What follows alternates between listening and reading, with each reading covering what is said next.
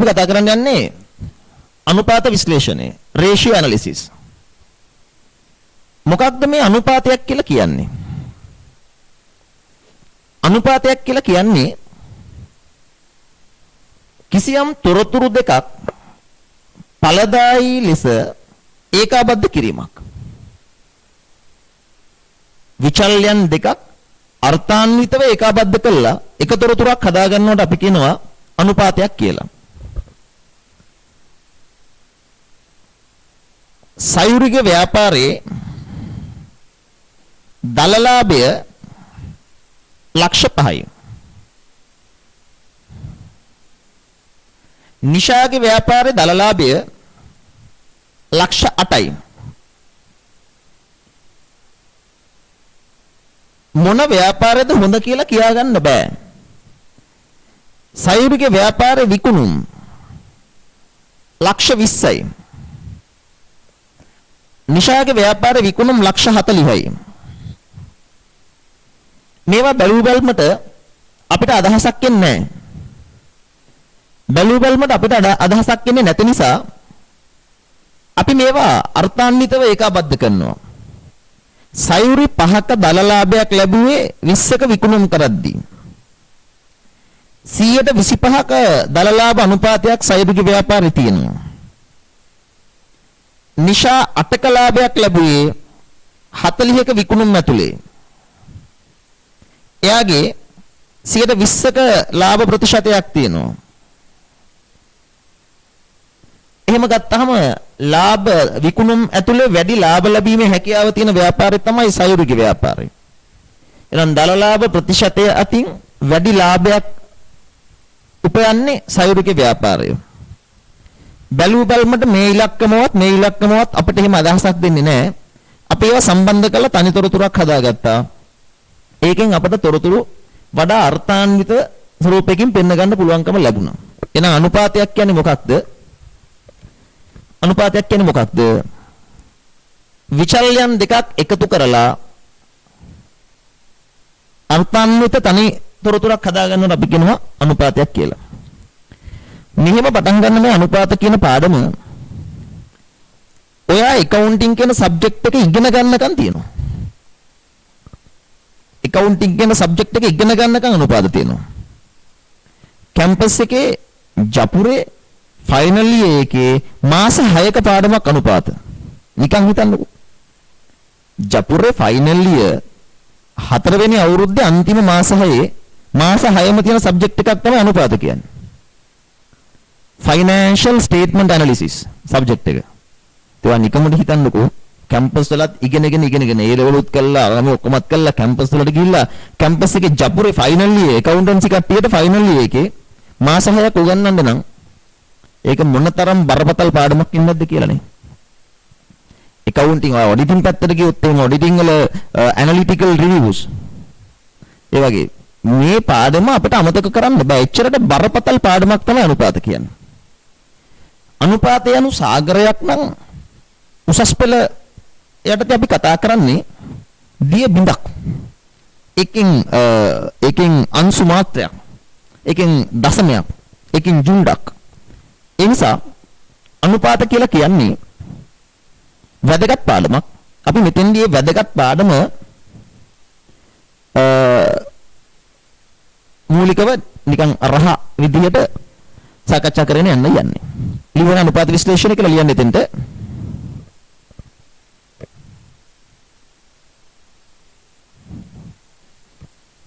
ලියන්න.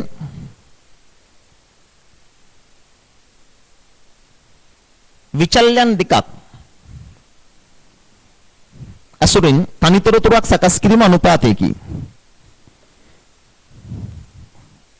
විචල්යන් දෙකක් අසුරින් තනිතොරතුරක් සකස් කිරීම අනුපාතයකි.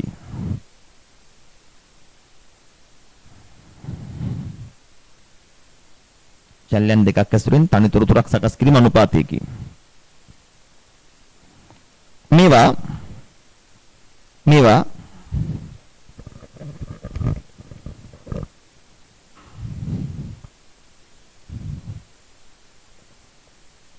ප්‍රතිශතයක් ලෙස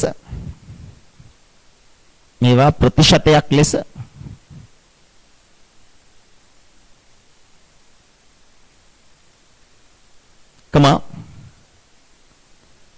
අනුපූරකයක් ලෙස මේවා ප්‍රතිශතයක් ලෙස අනුපූරකයක් ලෙස මේ කියන එක මම හදලා පෙන්නන බය වෙන්න එපා. භාග සංඛ්‍යාවක් ලෙස මේවා ප්‍රතිශතයක් ලෙස අනුපූරකයක් ලෙස භාග සංඛ්‍යාවක් ලෙස හෝ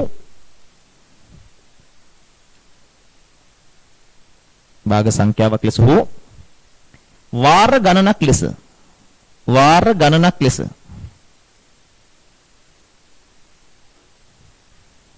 ඉදිරිපත් කළ හැකිය.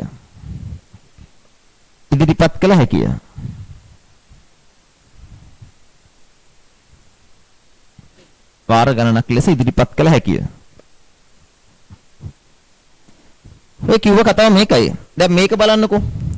මේ තියෙන ව්‍යාපාර දලලාභ අනුපාතය. මේ තියෙන ප්‍රතිශතයක් විදියටනේ. 125කින්. මම මේකෙන් එක ව්‍යාපාරයක් අයින් කළා දාන්නවා. සයුරුගේ ව්‍යාපාරයේ දලලාභ ප්‍රතිශතය 125යි. 125 කියන්නේ කෙනෙකුට කියන්න පුළුවන් ඔන්නම් මේක භාග සංඛ්‍යාවක් විතර 4න් එකයි. ඔන්නම් මේක ප්‍රතිශතයක් විතර දෙන්න පුළුවන්. ඔන්නම් භාග සංඛ්‍යාවක් විතර දෙන්න පුළුවන්. ඔන්නම් අනුපූරකයක් විදියට. ඒ කියන්නේ විකුණුම් 100ක් වෙනකොට දලලාභය 25යි. ඒ කියන්නේ 4ට 1යි. ඔකනේ අනුපූරකයක් කියන්නේ. නැත්තම් වාර ගණනක් විදියට. දලලාභය මෙන් විකුණුම් 4 ගුණයකින්. විකුණුම් දලලාභය වගේ 4 ගුණයක් නේ වාර ගණනක්. ඒ කියන්නේ දලලාභය එකක් ලැබෙනකොට විකුණුම් මේ වගේ 4ක් තියෙන්න ඕනේ. ඔය වගේ එක එක විදිහකට මේ අනුපාත අපිට ඉදිරිපත් කරන්න පුළුවන්. ලියන මාතෘකාවක් අනුපාත වර්ග. අනුපාත වර්ග.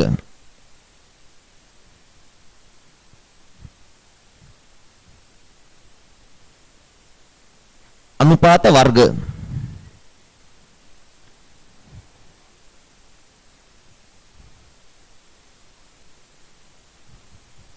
අනුපාත වර්ග.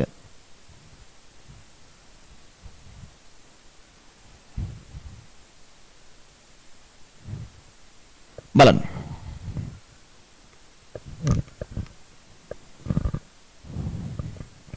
අනුපාත වර්ග.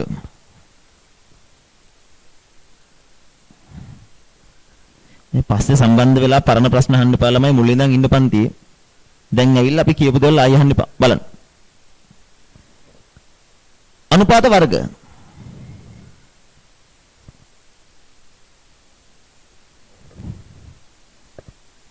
උසස් පෙළ විෂය නිර්දේශය යටතේ අපිට සාකච්ඡා කරන්න තියෙනවා අනුපාත සාමාන්‍යයෙන් වර්ග 5ක්. දැන් අහන්න එපා මෙච්චරද තියෙන්නේ එහෙම කියන්න බෑ අනුපාත වර්ග තව ගොඩාක් තියෙනවා. අපි සාමාන්‍යයෙන් කතා කරන්නේ උසස් පෙළ ළමයි එක්ක ලාභ අලාභ ප්‍රකාශය හා මූල්‍ය තත්ත්ව ප්‍රකාශය අතරින් හදන අනුපාත. තව තියෙනවා මුදල් ප්‍රවාහ ප්‍රකාශය අතරින් හදන අනුපාත. එක ඉන්ඩස්ට්‍රියල් අණු එක වෙනස් වෙනවා. බැංකුවක් හදනවා තව අනුපාත. ඒවාට අපි යන්නේ නැහැ. බේසික් ටිකක් තියෙන අපිට. අපිට තියෙන එක අනුපාත වර්ගයක් තමයි අපි කතා කරනවා ද්‍රවශීලතා අනුපාත. එතක අපිට තියෙනවා ලාභදායීත්වතා අනුපාත. ලාභදායීත්ව අනුපාත. තෝලන අනුපාත. BS එකම මතක් වෙනවා ඇතිනේ. Financial management. BS වල මූල්‍ය කළමනාකරණය කළා නම්. 4 තව අපිට සාකච්ඡා කරන්න තියෙනවා පිරිවැටුම් අනුපාත.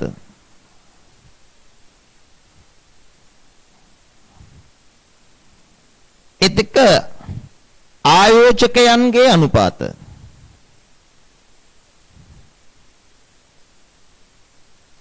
නැත්නම් මේවට කියනවා වෙළඳපොළ අනුපාත. සාමාන්‍යයෙන් මේ අනුපාත වර්ග 5 තමයි අපිට කතා කරන්න තියෙන්නේ. අපි ලියන අනුපාත වර්ග කියලා ලියන්නේ 1.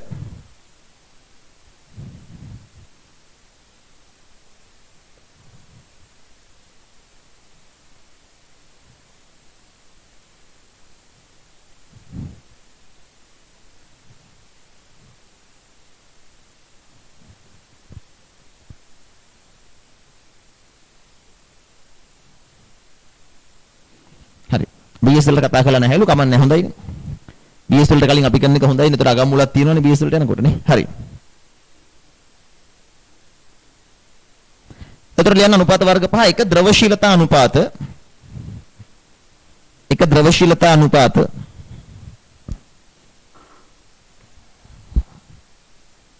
දෙක ලාභදායීත්ව අනුපාත. එක ද්‍රවශීලතා අනුපාත දෙක ලාභදායීත්ව අනුපාත. තුන තෝලන අනුපාත. තෝලන.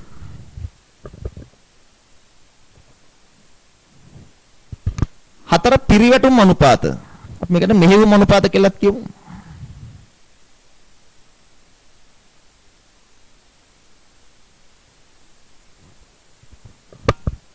පහ ආයෝජකයන්ගේ අනුපාත නැත්නම් වෙළඳපොළ අනුපාත.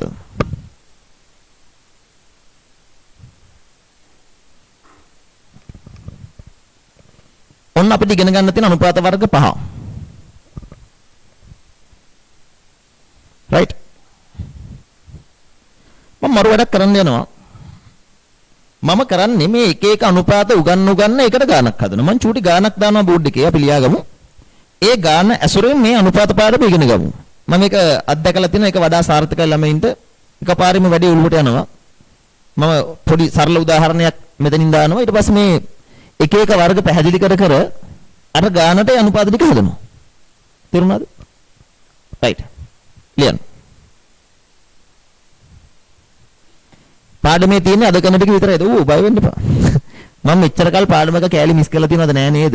ඒ නිසා බය නැතුව අහගෙන ඉන්න. හරි. හරි. ෂෝට් ෆෝම් එකේ කළාම තේරෙනවා. ඒකයි මම මේ ඔයාලට කිසිම ප්‍රෙෂර් එකක් නැතුව මහ ලොකු පොත්පත් ගොඩක් අතට ගන්නේ නැතුව සිම්පල් කරන්න ගත්තේ. හරිද? එච්චරයි. බලන්න. ටියුට් එකක් අතේ තියාගෙන print out දාගෙන නටන්න ඕනේ. ළමයි තමන්ගේ knowledge එක ගැන විශ්වාස කරලා වැඩ කරන්න එච්චරයි. බලන්න. අමු. ලියන්න. සශිනි සමාගමේ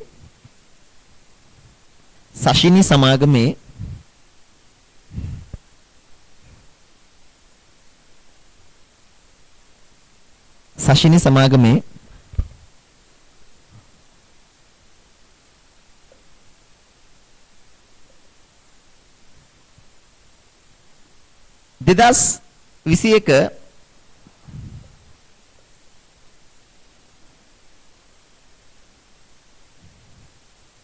3.31 දිනෙන් අවසන් වර්ෂයේ තොරතුරු.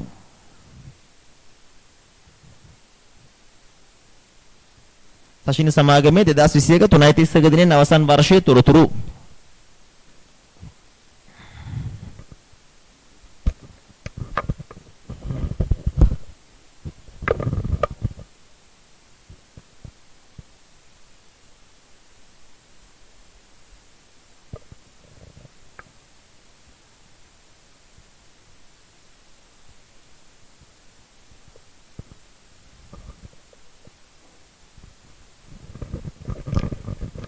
දාන ඉස්සරම ලාභ ප්‍රකාශය 2020 3.31 න අවසන් වර්ෂයේ ලාභ ප්‍රකාශය.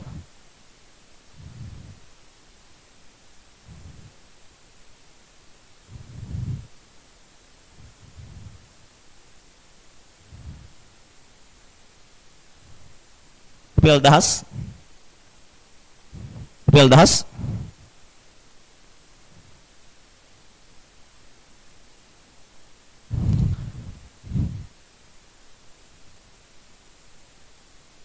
විකුණුම් 5000යි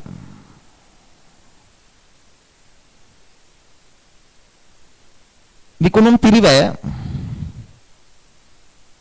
3000යි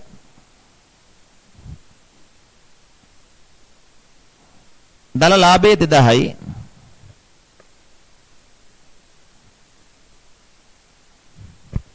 වෙනත් ආදායම් 500යි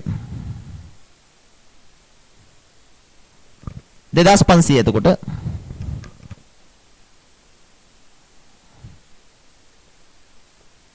මෙහියුම් වියදම් 1300යි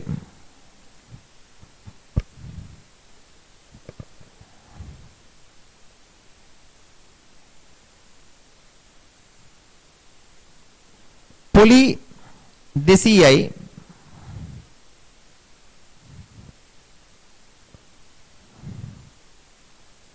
අඩු කළාම 1000යි. ඉතින් බදු පෙර සුද්ධ ලාභය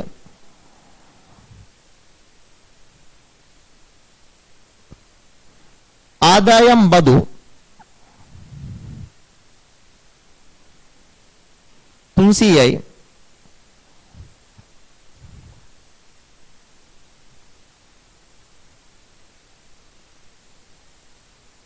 කාලච්ඡේදයේ සුද්ධ ලාභය 700යි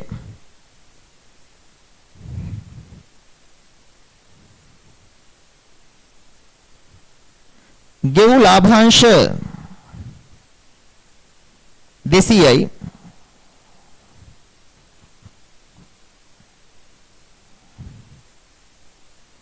රඳවාගත් ලාභය 500යි. ඔහොම මේක අඩු කරලා පෙන්වන්න ලාභාංශ කමක් නැහැ. සාමාන්‍යයෙන් අපි දන්නා ලාභාංශ තියෙන මූල්‍ය තත්ත්ව ප්‍රකාශයේ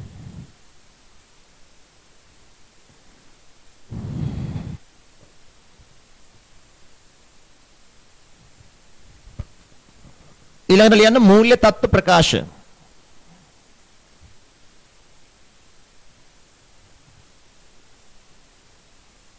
මූල්‍ය තත්ත්ව ප්‍රකාශ එතන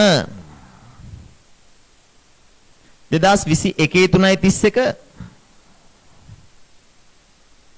2020 3.31 කියලා ලියන්න.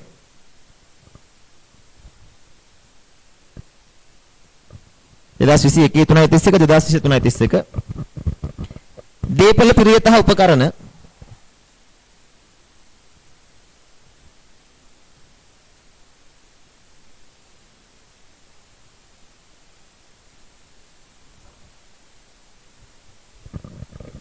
දීපල පිරියත හා උපකරණ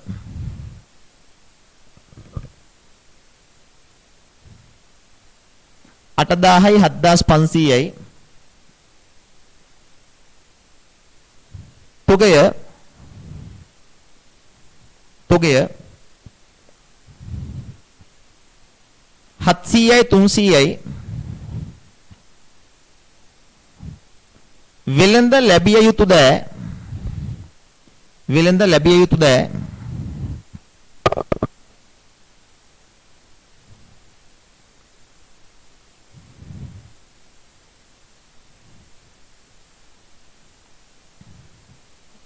300යි 200යි ඉදිරියට ගෙවීම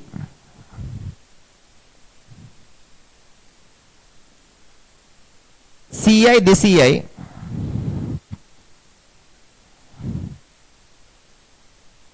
මුදල් හා බැංකු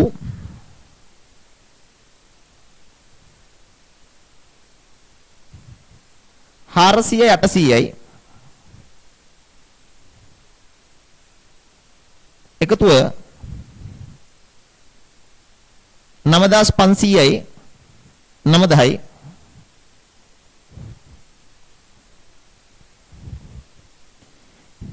ඊට ප්‍රකාශිත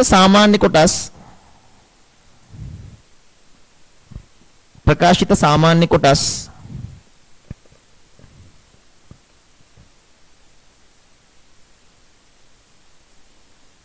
7000යි 5000යි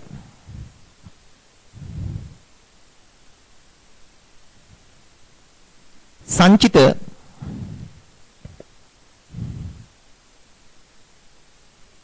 1000යි 500යි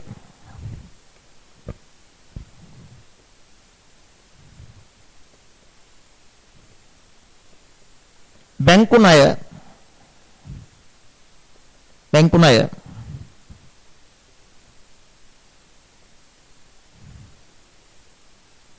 500යි 2500යි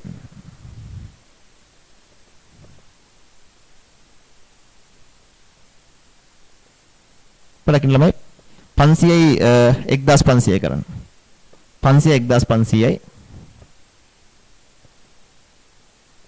මෙතන මේ උඩ ප්‍රකාශිත ප්‍රාග්ධනයේ 5000 නේ මෙතන 6000 කරන්නේ දැන් හරි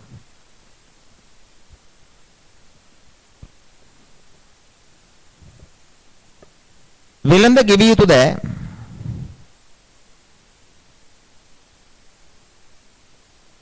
වෙළඳ ගෙවිය යුතු දෑ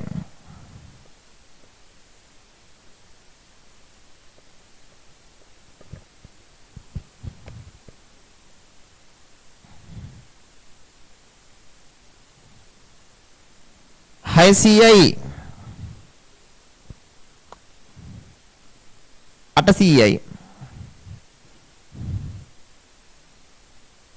උපචිත වියදම් 400යි 200යි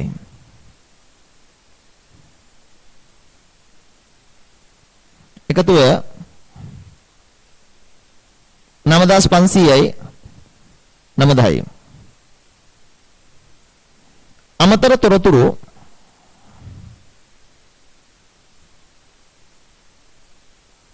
එක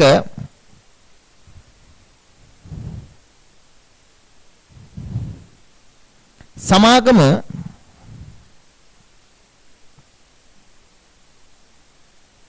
වසරකට වැඩ කරන දින ගණන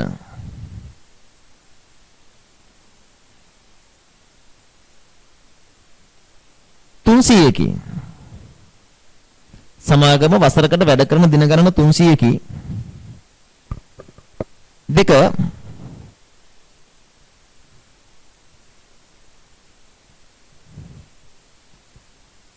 නිකුත් කර ඇති සාමාන්‍ය කොටස් ගණන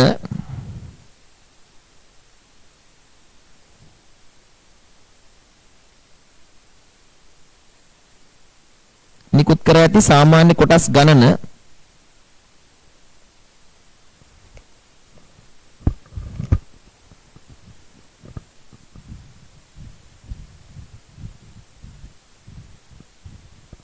නිකුත් කර ඇති සාමාන්‍ය කොටස් ගණන මිලියනයකි 1.6යි නේද ඔක තමයි ගාන අපි ඕක ඇසුරෙන් තමයි එක එක අනුපාත හදන්න යන්නේ මේ ගානට අපි සියලුම අනුපාත හදනවා හරි අපි ඉස්සෙල්ලාම ගත්ත අනුපාත වර්ගයේ ද්‍රවශීලතා අනුපාත නේද ඔව් ලියන්න එන මාතෘකාව ද්‍රවශීලතා අනුපාත ද්‍රවශීලතා අනුපාත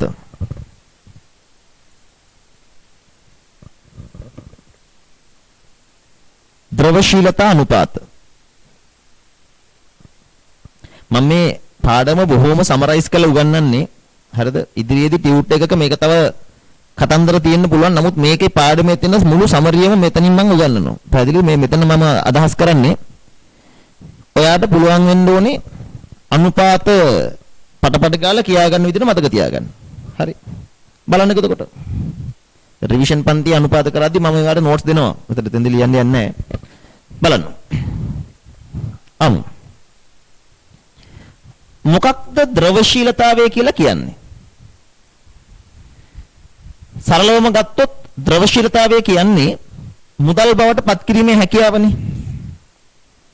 වත්කමක් විකුණලා ඉක්මනට මුදල් බවට පත් කරගන්න පුළුවන් නම් ඒකට තමයි කියන්නේ ද්‍රවශීලතාවය.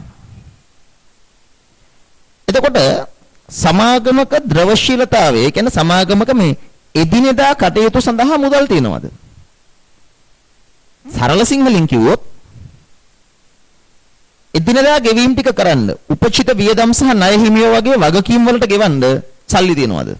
නැත්නම් වත්කම් තියනවාද? ඕක තමයි ද්‍රවශීලතාවය කියන්නේ.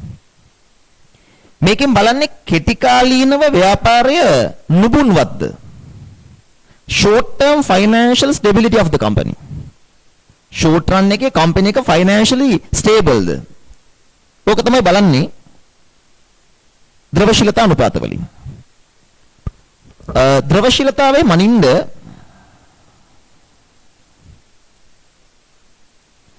අපි ගන්න ද්‍රවශීලතා අනුපාත දෙකක් තියෙනවා. එකක් තමයි ජංගම අනුපාතය අනික තමයි ෂණික අනුපාතය.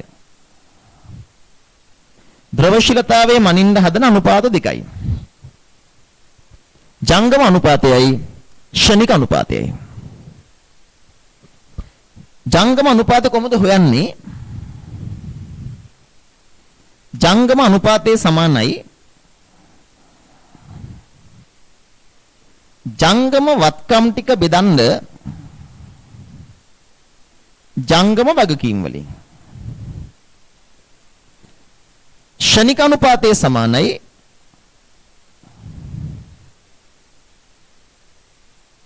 ෂණික වත්කම් බෙදන්න ජංගම වගකීම් වලින්.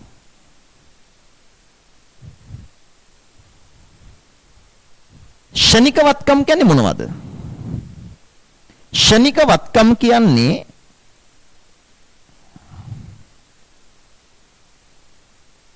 ජංගම වත්කම් ඍණ තොගය සහ ඉදිරියට ගෙවීම.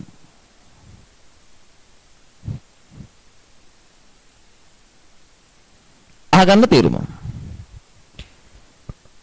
ද්‍රවශීලතා අනුපාත වලින් ගණනය කරන්නේ ව්‍යාපාරයක් කෙටි කාලීනව ණය ගෙවන්න පුළුවන් මට්ටමක ඉන්නවද? ද්‍රවශීලතා අනුපාත දෙකයි ජංගම අනුපාතය සහ ෂණික අනුපාතය. ජංගම අනුපාතය හොයන්නේ ජංගම වත්කම් බෙදීම ජංගම වගකීම්. ෂණික අනුපාතය හොයන්නේ ෂණික වත්කම් බෙදීම ජංගම වගකීම්. ෂණික වත්කම් කියන්නේ අතිශය ද්‍රවශීල වත්කම්. ජංගම වත්කම් අතරිනුත් වැඩිම ද්‍රවශීලතාවයේ සහිත වත්කම්. මොකද ජංගම වත්කම් වල තියෙන තොගය සහ ඉදිරියට ගෙවීම කියන දෙක හදිස්සියකට මුදල් කරන්න බෑ කියන තර්කය තමයි තියෙන්නේ. හදිස්සිය ණය හිමියෝ සල්ලි ඉල්ලුවොත් එකපාරට තොග මුදල් කරන්න බෑ. ඉදිරියට ගෙවීම වලින් නැවතිල්ල ගන්න බෑ. ඒ නිසා ෂණික වත්කම් ගන්නේ ජංගම වත්කම් ටික ඔක්කොම ගන්න තොග සහ ඉදිරියට ගෙවීම හැර. පැහැදිලි? ඒ අනුව ඔතොගේ කියන අවසාන තොගය. ඒ අනුව ඔන්න ද්‍රවශීලතාවය හොයන්න අපි හදන අනුපාත දෙක. ලියමු. ද්‍රවශීලතා අනුපාත කියලා ලියවන යටතේ ලියන්න.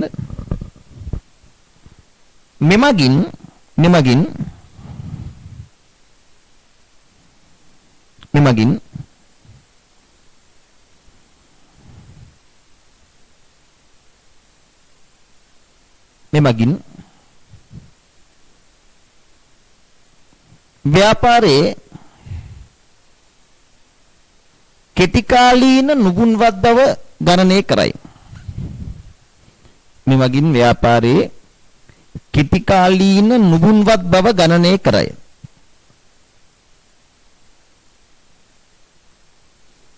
කෙටිකාලීන නුගුන්වත් බව ගණනය කරයි.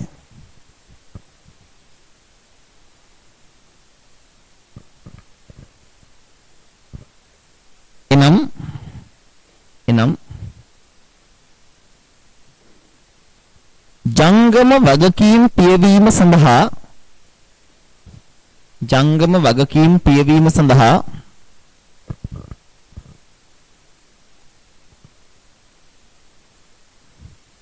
ජංගම වගකීම් පියවීම සඳහා ජංගම වත්කම් වලට ඇති හැකියාව ගණනය කරයි. ජංගම වගකීම් පියවීම සඳහා ජංගම වත්කම් වලට ඇති හැකියාව ගණනය කරයි.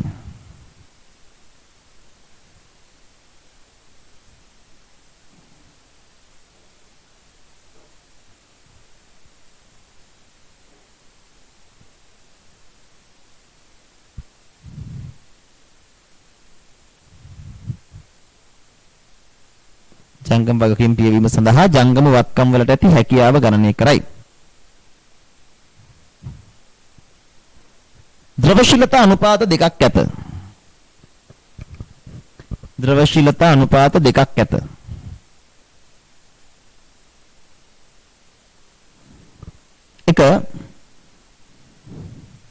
එක ජංගම අනුපාතය. අපි එහෙම ලියලා මේක අනුපාතෙත් ලියමු. එක ජංගම අනුපාතය. ළමයි ජංගම අනුපාතයට තව නමක් කියනවා කාරක ප්‍රාග්ධන අනුපාතය කියලා. ජංගම අනුපාතයට තව නමක් ලියන්න ඉරි කැල්ලක් ගාලා ඉස්සරහින් කාරක ප්‍රාග්ධන අනුපාතය working capital ratio. right. ජංගම අනුපාතය නැත්නම් කාරක ප්‍රාග්ධන අනුපාතය. ජංගම අනුපාතයේ සමානයි ජංගම වත්කම් බෙදීම ජංගම වගකීම. ජංගම වත්කම් බෙදන්න ජංගම වගකීම් වලින්.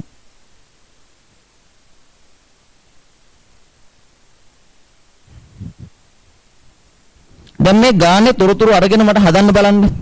මට හදලා දෙන්න 2021ට 20ට එපා. 21 331ට හදන්න. 2021 331ට ජංගම අනුපාතය හදන්න කීය දෙන්නේ?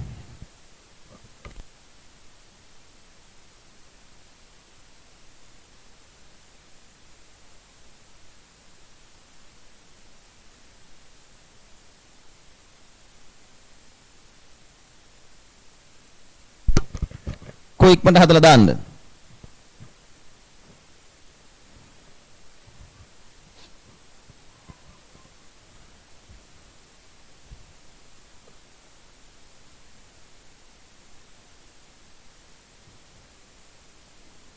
කීයද ජංගම අනුපාතය? කීයද 2021 ජංගම වත්කම්? 2021 ජංගම වත්කම් තොගය දන වෙළඳ ලැබිය යුතු දෑ දන මේ දෙක 700 300 1000 1500 නේ මං කියන එක ඇහෙන්නේ නැද්ද ඔයාලට?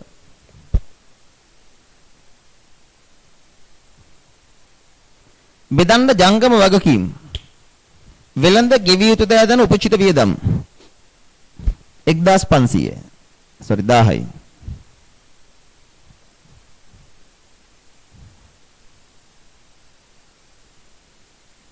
ජංගම අනුපාතය තියෙන්නේ වාර 1.5යි.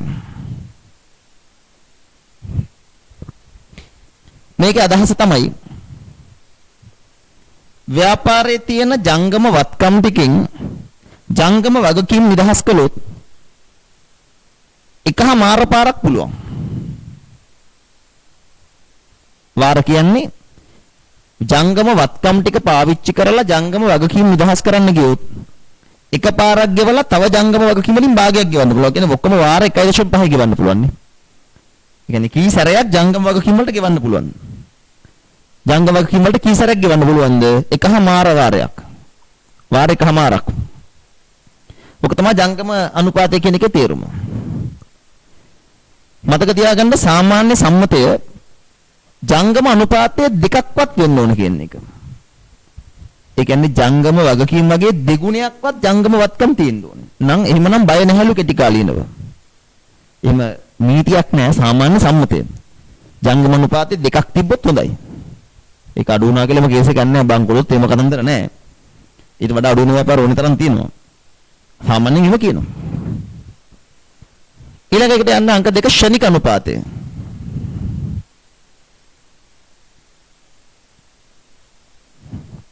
කෙනෙක් අහනවා මේක මෙහෙම නැතුව ප්‍රතිශතයක් විදිහට වෙන වෙන ක්‍රම වල ලියන්න බැරිද? බැරි නෑ පුළුවන්. අනුපූරකයක් විතර ලියන්න පුළුවන්. 1.5ට 1යි. මෙහෙම ලියන්න පුළුවන්. මේක හැබැයි ගොඩක් වැඩි වෙන්න හොඳත් නෑ. දැන් කෙනෙකුට දෙකක් නේ කියන්නේ දෙක වෙනකොට 10ක් තියා ගන්නවා කියලා කියන්න එපා. ඒකේ තේරුම ඕනෑවට වඩා ජංගමවත්කම් බොරුවට තියන් ඉන්නවා කියන එකයි. ඒවා දිගු කාලීන මාර්ගවල යොදවලා වැඩි ආදායමක් ගන්න පුළුවන් එක හිමි වෙනවා. නිසා දෙක මට්ටම ප්‍රමාණවත්. මේක මට මේ ව්‍යාපාරේ නරකයි කියන්න බෑ. සශිනි සමාගමේ වාර 1.5ක්. ලොකු අවුලක් නැහැ. right. ලියන්න ෂණික අනුපාතය. ෂණික අනුපාතය සමානයි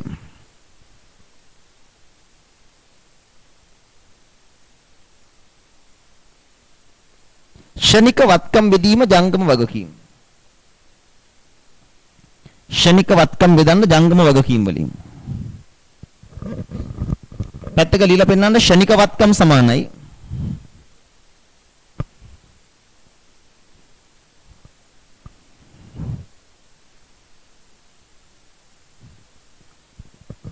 ෂණික වත්කම් සමානයි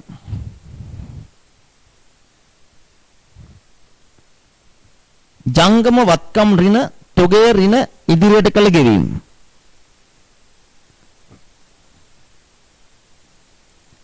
ෂණික වත්කම් සමානයි ජංගම වත්කම් ඍණ තොගය ඍණ ඉදිරියට කළ ගෙවීම.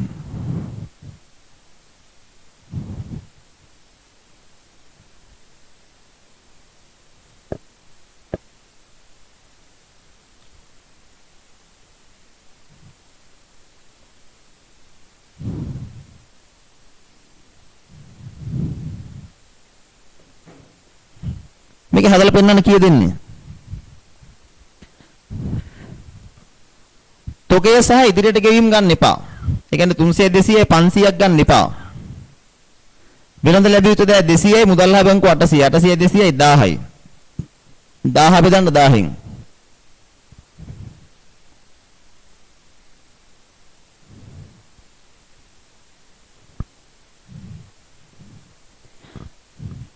ජංගම වත්කම් ටික ගන්න අර දෙක හැර. ඒ කියන්නේ තොගය ගන්න එපා. තොගය 300 ගන්න නැහැ. වෙළඳ ලැබිය යුතු දෑ 200යි. මුදල් හා බැංකුව 800. 800 200යි 1000යි නේද? ඔව් ජංගම වත්කම් වලින් තොගය අඩු කරනවා කියන එක ඒ කියන්නේ හිම කරන්න අවශ්‍ය නැහැ. තොගය සහ ඉදිරියට ගෙවූ වියදම් හැර අනිකුත් ජංගම වත්කම් තමයි ෂණික වත්කම් කියන්නේ.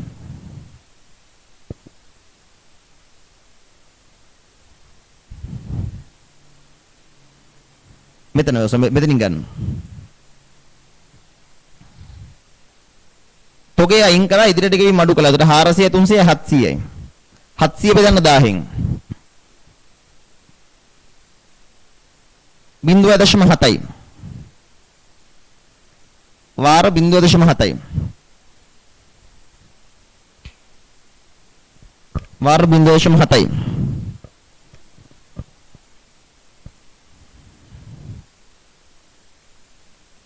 විසි එකයා ගියන් ගන්න ඕනේ. මේ 21 ගියන් ගන්න ඕනේ මේවා. මම කිව්වේ ෂණික වත්කම් කියන්නේ මොනවද දන්නවද? තොගය සහ ඉදිරියට කළ ගෙවීම් හැර ඉතුරු ජංගම වත්කම්. ඔන්න ඒ විදිහට පැත්තක ලියා ගන්න ළමයිනේ. ෂණික වත්කම් යනු තොගය සහ ඉදිරියට කළ ගෙවීම් හැර ඉතිරි ජංගම වත්කම් වේ. තොගය ගන්නෙත් නැහැ, ඉදිරියට ගෙවූ වියදම් ගන්නෙත් නැහැ. ඒ දෙක නොවන ජංගම වත්කම් ෂණික වත්කම් ලෙස හඳුන්වයි. තේරුණා නේද?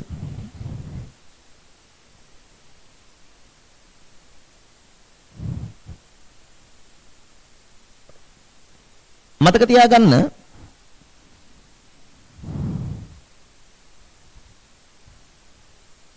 මේ සූත්‍ර විභාගෙදි දෙන්නේ නැහැ. මේවා පාඩම් තියෙන්න ඕනේ හරිද? අගන් සාමාන්‍ය සම්මතය තමයි ළමයි ෂණික අනුපාතයේ එකක් තියෙන්න ඕනේ කියලා. සාමාන්‍ය සම්මතයේ ෂණික අනුපාතයේ එකක් තිබ්බොත් ඇති. මම සමරයිස් කරන්නම්. අපි මේ කතා කළේ මොන අනුපාතද? ද්‍රවශීලතා අනුපාත. ද්‍රවශීලතා අනුපාත වලින් මනින්නේ ව්‍යාපාරයේ කෙටිකාලීන කාර්යක්ෂමතාවය. ඒ කියන්නේ කෙටිකාලීනව ව්‍යාපාරයකට පුළුවන් ද ණය ටික ගෙවා ගන්න. ද්‍රවශීලතා අනුපාත දෙකයි. එකක් ජංගම අනුපාතය, අනික ෂණික අනුපාතය. ඔන්න පාඩම් කරගන්න. ආයි පාඩම් කරන්න තියාගන්න එපා. මේ දවස් ඉවරනකොට මේ ටික පාඩම්. ජංගම අනුපාතය හොයන්නේ ජංගම වත්කම් බෙදන්න ජංගම වගකීම් වලින්. ෂණික අනුපාතය හොයන්නේ ෂණික වත්කම් ජංගම වගකීම් වලින් බෙදන්න. මොනවද ෂණික වත්කම් කියන්නේ? ජංගම වත්කම් වලින් තුගය සහ ඉදිරියට ගෙවීම අඩු කරන්න. එහෙම නැත්නම් තුගය සහ ඉදිරියට ගෙවීම කියන දෙක හැර සෙසු ජංගම වත්කම් ටික ගන්න. සාමාන්‍ය සම්මතය ජංගම අනුපාතය දෙකක් තිබ්බොත් ඇති, ෂණික අනුපාතය එකක් තිබ්බොත් ඇති. අන්න ඒක අතරත් අපි ලියා ගමුනේ. සාමාන්‍ය සම්මතය නම් සාමාන්‍ය සම්මතය නම් සාමාන්‍ය සම්මතය නම්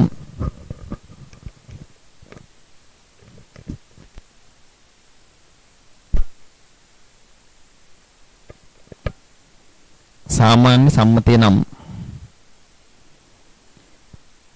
ජංගම අනුපාතය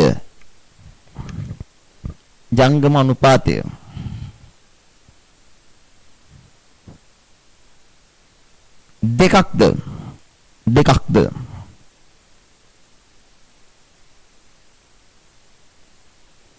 ජංගම අනුපාතය දෙකක්ද?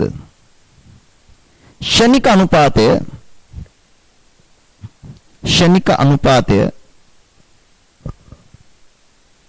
සාමාන්‍ය සම්මතය නම් ජංගම අනුපාතය දෙකක්ද ෂණික අනුපාතය එකක්ද?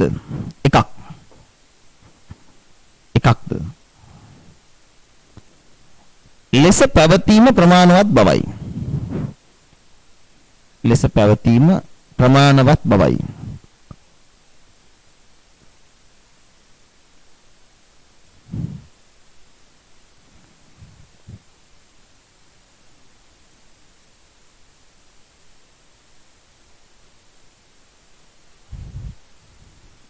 ලෙස පැවතීම ප්‍රමාණවත් බවයි.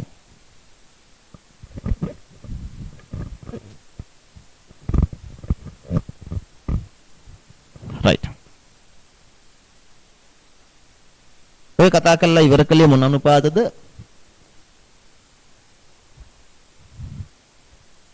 නෑ ඒ ළමයි කහනවා ඒ කියන්නේ ඒක වැඩි වෙන්න හොඳයිද? නෑ. වැඩි වෙන්න හොඳ නෑ. ඔයාලා ඉකෝන් වල ඉගෙනගෙන තියෙනවා නේද? බැංකුවක ද්‍රවශීලතාවය හා ලාභදායීත්වය අතර තුලනයක් තියෙනවා කියලා. ඉස්සර ඉකෝන් ප්‍රශ්නයකටම අහනවනේ බැංකු කළමනාකාරයේ ද්‍රවශීලතාවය හා ලාභදායීත්වය තුලනය කරන්න ඕනේ කියලා. දන්නවන්නේ? එහෙම නැත්නම් ඔයාලා දන්නවනේ මේ ද්‍රවශීලතාවය අඩු වුණොත් එහෙම බැංකුවක ද්‍රවශීලතා උගුලකට අහු වෙනවනේ නේ.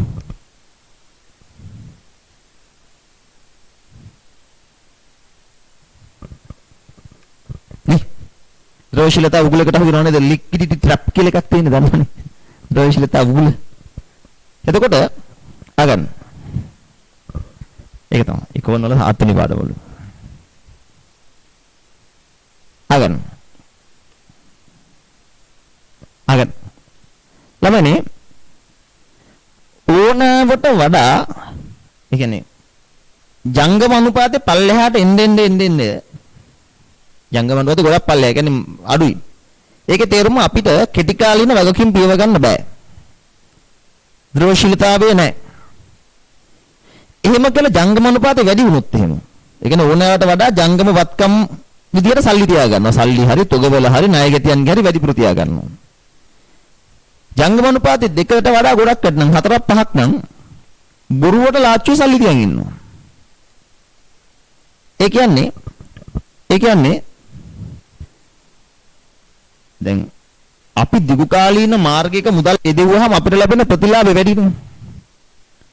දිගුකාලීන මාර්ගයක යොදවලා ප්‍රතිලාභ ගන්න පුළුවන් අවස්ථාව අහිමි කරගෙන අතේ සල්ලි තියන් ඉන්නවා. නැත්නම් තොගවල අනවශ්‍ය විදිහට සල්ලි හිර කරන් ඉන්නවා. එහෙමත් උනේ නැහැ. ඒක නිසා මේ දෙක බැලන්ස් වෙන්න ඕනේ. මේ ඔයාලා දන්නව නේද කාරක ප්‍රාග්ධනය කියන්නේ මොකක්ද කියලා මම උගන්ලා තියෙනවා. කාරක ප්‍රාග්ධන අනුපාතය කියන්නේ එකක්, කාරක ප්‍රාග්ධනය කියන්නේ තව එකක්. නේ දන්නේ නැත්නම් පැත්තක ලියා ගන්න. කාරක ප්‍රාග්ධනය කියන්නේ ජංගම වත්කම් ඍණ ජංගම වගකීම්. කාරක ප්‍රාග්ධනය කියන්නේ මොකක්ද? ජංගම වත්කම් ඍණ ජංගම වගකීම. මේක කාරක ප්‍රාග්ධනය. මේක කාරක ප්‍රාග්ධන අනුපාතය. හරි.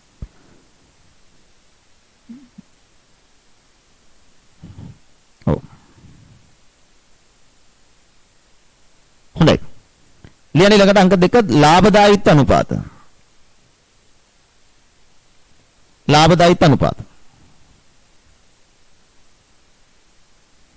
ලාභදායීත්ව අනුපාත profitability ratios. ලාභදායීත්ව අනුපාත අංක 2. ද්‍රවශීලතා අනුපාත කතා කරලා ඉවරයි. දෙවෙනි කැටගරි එක ලාභදායීත්ව අනුපාත. 100න් ඉන්න අනුපාත වර්ග 5න් එකක් ඉවරයි. 2 ලාභදායීත්ව අනුපාත.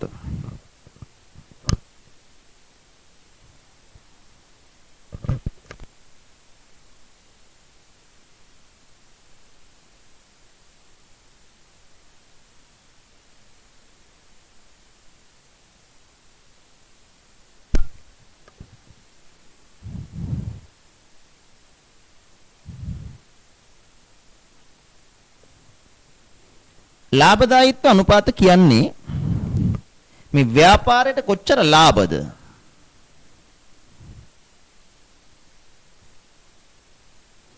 ව්‍යාපාරයට කොච්චර ලාභද? ඕක තමයි ලාභදායීත්ව අනුපාත කියන්නේ. ළමයි ලාභදායීත්ව අනුපාත වර්ග දෙකක් තියෙනවා. ඒ කියන්නේ ලාභදායීත්වය හොයන්න පුළුවන් ක්‍රම තියෙනවා දෙකක්. මං කියන්නේ ලාභදායීත්ව අනුපාත දෙකක් කියලා නෙවෙයි. මම කතා කරන්නේ ලාභදායකත්ව අනුපාත වර්ග දෙකක් තියෙනවා කියලා. බොහොම හිමින් කියන හුඟින් නෑ. අපිට එක්ක ලාභදායකත්වය හොයන්න පුළුවන් විකුණුම් මත ලාභය හොයත හැකියි. එහෙම නැත්නම් ලාභදායීත්වය හොයන්න පුළුවන් යෙදවූ ප්‍රාග්ධනයේ මත. ලාභදායකත්වය ගණනය කළ හැකි පදනම් දෙකක් ඇත. එකක් තමයි විකුණුම් මත ලාභදායකත්වය ගණනය කිරීම. දෙක තමයි යෙද වූ ප්‍රාග්ධනය මත ලාභදායකත්වය ගණනය කිරීම. බේසස් දෙකයි. විකුණුම් මත හොයන විකුණුම් මත හොයන අනුපාත වර්ග දෙකයි. එකක් තමයි දල ලාභ අනුපාතය. බේසික් නේ. අනික තමයි සුද්ධ ලාභ අනුපාතය.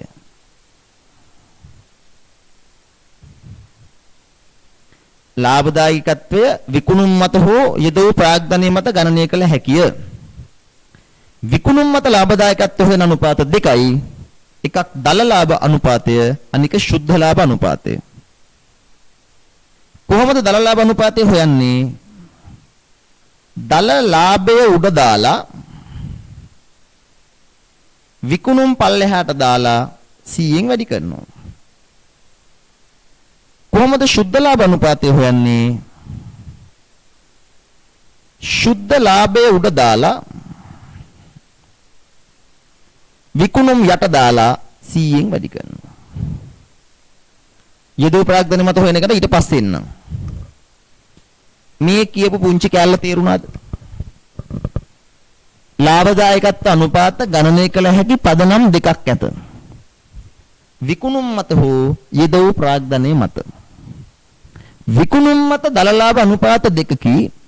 විකුණුම් මත ලාභ අනුපාත දෙකකි. දල ලාභ අනුපාතය හා සුද්ධ ලාභ අනුපාතය.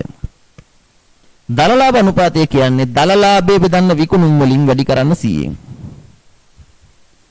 සුද්ධ ලාභ අනුපාතය කියන්නේ සුද්ධ ලාභය බෙදන්න විකුණුම් වලින් වැඩි කරන්න 100න්. එන සිම්පල් නේ. ලියන්න.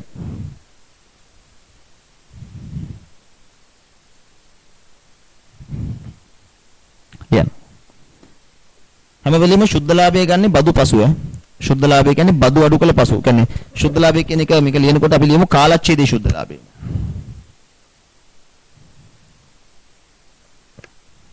right. ලියන්න ඉස්සලාම ලාභදායකත්ව අනුපාත ලාභදායකත්ව අනුපාත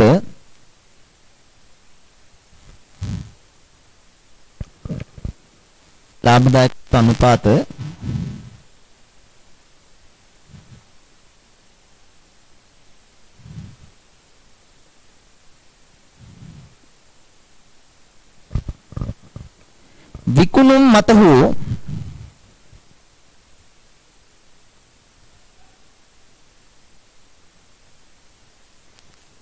ලාභදායකත්ව අනුපාත විකුණුම් මත හෝ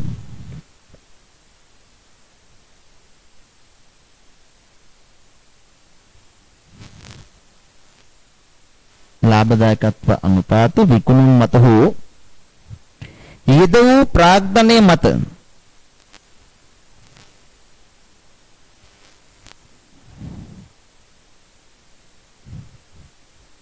විකුණුම් මත හෝ යෙද වූ ප්‍රාග්ධනය මත ගණනය කළ හැකිය.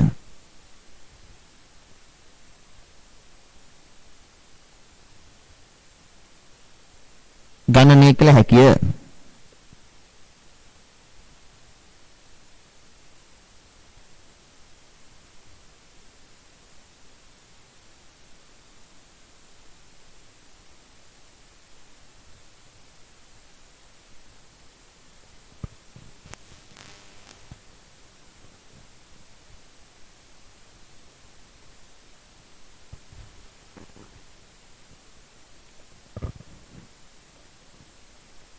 ලාභදායකත්වය විකුණුම් මත හෝ යදෝ ප්‍රාග්ධනය මත ගණනය කළ හැකිය.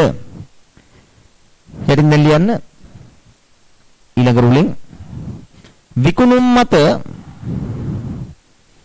ලාභදායකත්ව අනුපාත දෙකක් ඇත.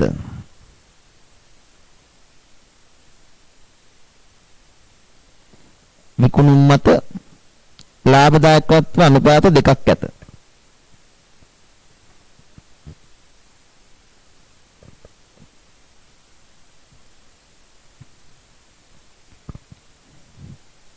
විකුණුම් මත ලාභදායකත්ව අනුපාත දෙකක් ඇත.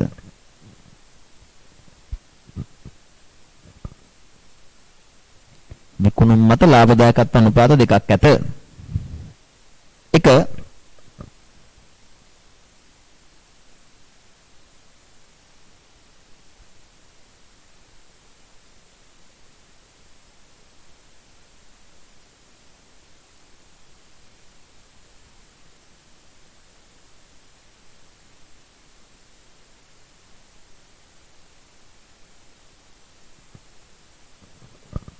එක දල ලාභ අනුපාතය. එක දල ලාභ අනුපාතය.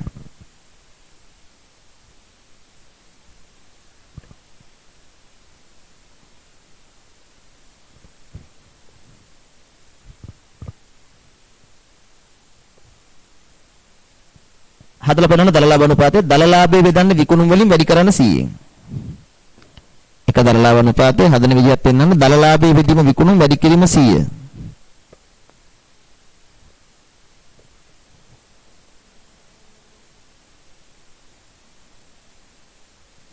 ඔය ගානට දල ලාභ අනුපාතය හදන්න බලන්න.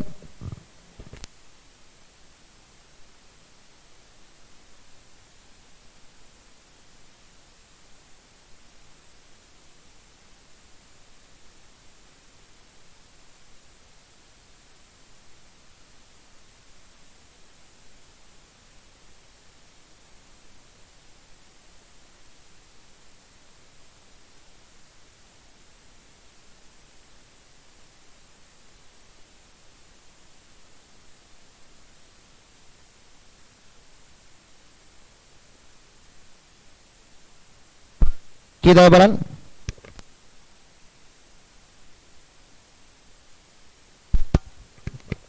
මේකේ දල ලාභය 2000යි. විකුණුම් 5000යි. 5000ට 2000 කියන්නේ 140යි.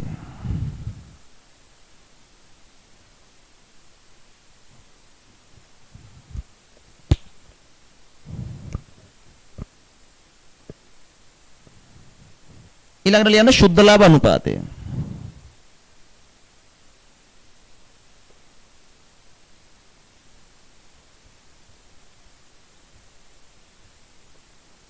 ශුද්ධ ලාභ අනුපාතය.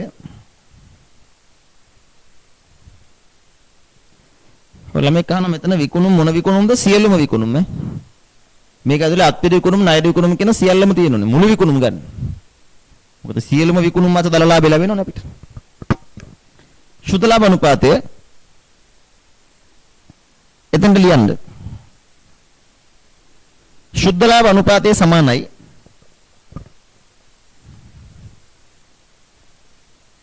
කාලච්ඡේදයේ ශුද්ධ ලාභය. ඒ කියන්නේ බදු පසු ගන්න. කාලච්ඡේදයේ ශුද්ධ ලාභය බෙදන්න විකුණුම් වැඩි කරන්න 100න්. කාලච්ඡේදයේ ශුද්ධ ලාභය බෙදන්න විකුණුම් වලින් වැඩි කරන්න 100න්. කාලච්ඡේදයේ ශුද්ධ ලාභය 700යි. විකුණුම් 5000යි. 100ට 14යිද? 14යි නේ. ඒව බේසික් නේ තේරෙනවද?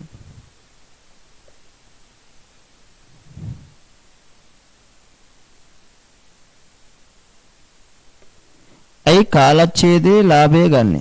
වෙන මොකද්ද ගන්න කියන්නේ? කාලච්ඡේදයේ ලාභය ගන්න ඒක ළමෙක් අහනවා. ඒතර යෝජනා කරන්නේ වෙන මොකක් ගන්න කියලාද අපිට? සාධාරණ තරක්යක් එක්ක ගිහින් බලන්න. කාලච්ඡේදයේ සුද්ධ ලාභයෙන් නොගෙන වෙන මොකක්ද අපි ගන්නෙ? සුද්ධ ලාභ අනුපාතය හොයන්න. එහෙම එකක් නැහැ නේ. හරි.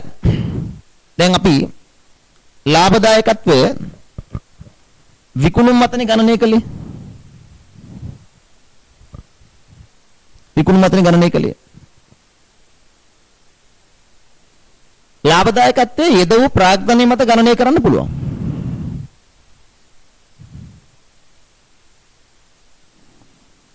කෙනෙක්ම මේකෙන් බදු පෙරගන්න නැත්තේ කියලා. ඉතින් ළමයි බදු පෙරලාභයද ව්‍යාපාරේ ලාභය කියන්නේ බදු පසුලාභයද ව්‍යාපාරේ ලාභය කියන්නේ. සමාගම අනිවාර්යෙන් බදු ගෙවන්න එපා. ඉතින් බදු ගෙවන්න ඕනේ නම් ඒ බද්ද අඩු කළාට පස්සේ නේද සමාගමේ ලාභ ලැබෙන්නේ. ඉතින් බදු පෙරලාභය ගන්න එක කිසිම තර්කයක් නැහැ නේද? බදු පෙරලාභය අපිට අයිති නැහැනේ. ඒකින් කොටසක් රජයට අපි බදු ගෙවන්න එපා. ඒතර අපිට අයිති වෙන්නේ බදු ගෙවුවට පස්සේ ලාභය. සුද්ධ ලාභය අපේ ලාභය කියලා උඩ දාගෙන කෑ ගහන්න නම් මෙන්න අපේ ලාභය. බදු ගෙවන්න නැතුව කියන්න පුළුවන් ද මේකයි අපේ ලාභය කියලා. මේකයි අපේ ලාභය කියලා සතුටින් කියන්න නම් බදු ගෙවලින්න ඕනේ. ඒක තර්කයේ සරලයි නේ. ඒතර ලියන්න යෙද වූ ප්‍රාග්ධනයේ මත ලාභදායකත්ව අනුපාත.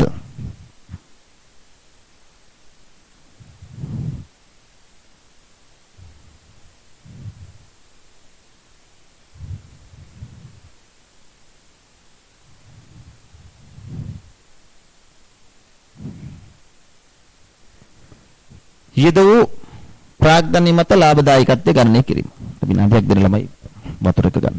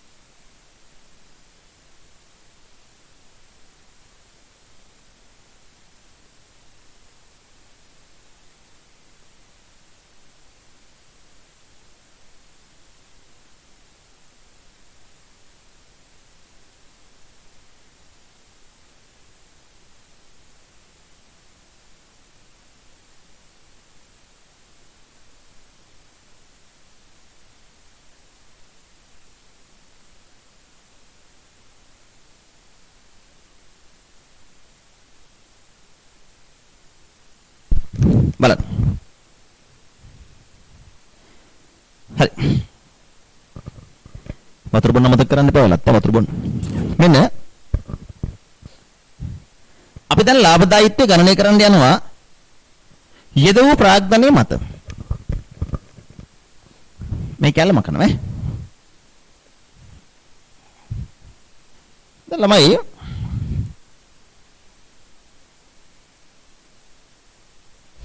බලාගෙන ඉන්න.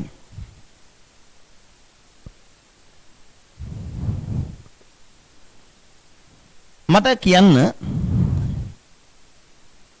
දැන් සමාගමකට ප්‍රාග්ධනය යොදවන්නේ කවුද? සමාගමකට ප්‍රාග්ධනය යොදවන්නේ කවුද? කොටස් කරුවෝ. හොඳයි.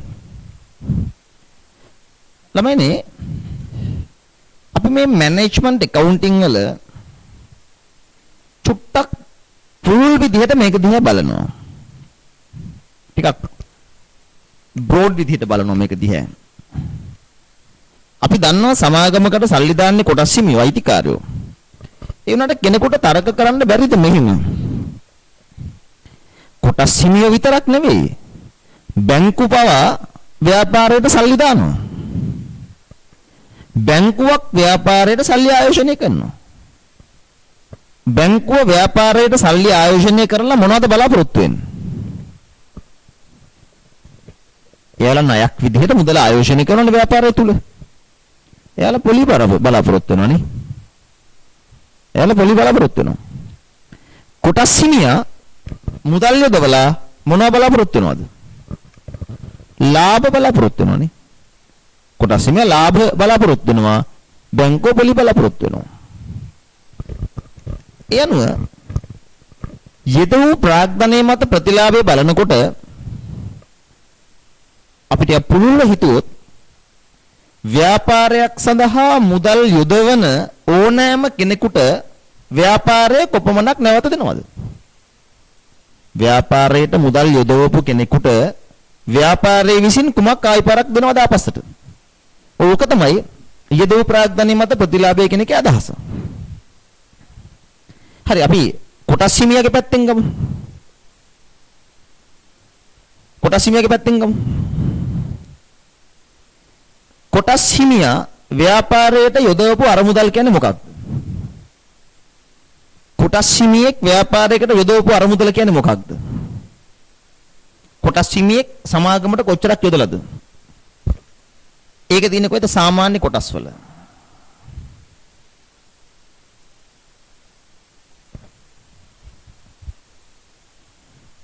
නමුත් මතක තියාගන්න සාමාන්‍ය කොටස් විතරක් නෙවෙයි අපි සංචිත පවා ගන්නේ කොටස් හිමියා කරපු ආයෝජනයක් විදියට. කොටස් හිමියා විසින් සිදු කරන ලද ආයෝජනයේ සමානයි සාමාන්‍ය කොටස් ධන සංචිත. සංචිත කියන්නේ ආයෝජනයක්. කෙනෙක් තර්ක කරා බලන්න සංචිත කියන්නේ ආයෝජනයක් නෙවෙයිනේ. මිනිස්සු ගන්නේ කොටස්නේ. ඒ සංචිත ආයෝජනයක් කියලා ගන්න. තර්කය මේකයි. තර්ක මේකයි. සියලුම සංචිත ගන්න ප්‍රත්‍යාගන සංචිතය, පොදු සංචිතය, රඳවාගත් ඉපැම යන සියලු සංචිත. මේකේ තියෙන තර්කය මේකයි. සමාගමකට සංචිතයක් ඇති වෙනවා. සංචිතයක් කියන්නේ නොබෙදූ ලාභයක් නේ. උපයගත්ත ලාභය බෙදලා නැහැ. ඒ නිසා ඒකට සංචිතයක් කියනවා. සමාගමක් උපයගත්ත ලාභය බෙදලා නැහැ. ඉතින් ලාභය බෙදලා නැහැ කියන්නේ උපයගත්ත ලාභය කොටස් හිමියා ගෙදර අරගෙන ගිහිල්ලා නැහැ. නේ? උපයගත්ත ලාභය කොටස් හිමියා ගෙදර අරගෙන ගිහිල්ලා නැහැ. ගෙදර අරගෙන ගියේ නැහැ කියන්නේ එයා ඒක සමාගම තුල නැවත රැඳෙවුවා කියන එකයි නේ. හිතන්නකෝ සුද්ධ ලාභය ලැබුණා ලක්ෂ 5ක්. ලාභාංශ ගෙව්වේ ලක්ෂ 2යි. ලක්ෂ 5න් ලක්ෂ 2යි ගෙව්වේ කියන්නේ ලක්ෂ 3 නැවත සමාගමටම යෙදුවා කියන එකයිනේ. ඒක සමාගම තුල ප්‍රති ආයෝජනය වුණා කියන එකයිනේ. ඒ නිසා මතක තියාගන්න සංචිත කියලා ගන්නෙ ආයෝජනයේ කොටසක්. එතකොට ස්කන්ධය නැත්නම් කොටස් හිමියාගේ අයිතිය කියන්නේ සාමාන්‍ය කොටස් සහ සංචිත. මේ මත තමයි එයාට ලැබිච්ච ප්‍රතිලාභය ගන්නෙ. කොටස් හිමියා විසින් යොදවන ලද ප්‍රාග්ධනය යනු සාමාන්‍ය කොටස් සහ සංචිතයි. මේ මත ප්‍රතිලාභය කියන්නේ උඩට ගන්නේ කාලච්ඡේදයේ සුද්ධ ලාභය. කාලච්ඡේදයේ සුද්ධ ලාභය. මේක වැඩි කරන්න 100න්. සාමාන්‍ය කොටස් තන සංචිත කියන්නේ කොටස් හිමියා විසින් යොදවූ ප්‍රාග්ධනය. right? ඒ මත කාලච්ඡේදයේ සුද්ධ ලාභය යාලට ලැබෙනවා. මෙන්න මේ හදන අනුපාතයට අපි කියනවා ස්කන්ධයට ප්‍රතිලාභ අනුපාතය. ස්කන්ධයට ප්‍රතිලාභ අනුපාතය. මෙන්න මේක තමයි ස්කන්ධයට ප්‍රතිලාභ අනුපාතය කියලා කියන්නේ.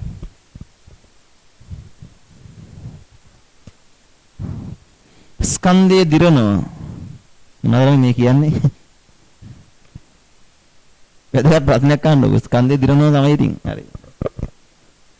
ස්කන්ධය ගැන කවදාවත් තේරිලා නැහැ. ඔයා කතා කරන්නේ පංචස්කන්ධය ගැන. අපි කතා කරන්නේ පංචස්කන්ධය ගැන නෙවෙයිනේ. මේ කතා කරන්නේ ස්කන්ධය ගැන. බලන්න. හරි. කාලච්ඡේදයේ සුද්ධ ලාභය සාමාන්‍ය කොටස් ධන සංචිත කියන්නේ එයාලා යොදවපු ප්‍රාග්ධනය. මේ තියෙන්නේ සාමාන්‍ය කොටස් හිමියන්ගේ ප්‍රතිලාභ අනුපාතය. මේ විදිහට මට හිතලා කියන්න මට ආසයි. මට ආසයි අනුපාතයක් හදාගන්න බැංකුව විසින් ලබන ප්‍රතිලාභ අනුපාතය. බැංකුවක් එයා හදලා බලනවා මට ලැබෙන ප්‍රතිලාභ අනුපාතය කොහොමද හොයන්නේ?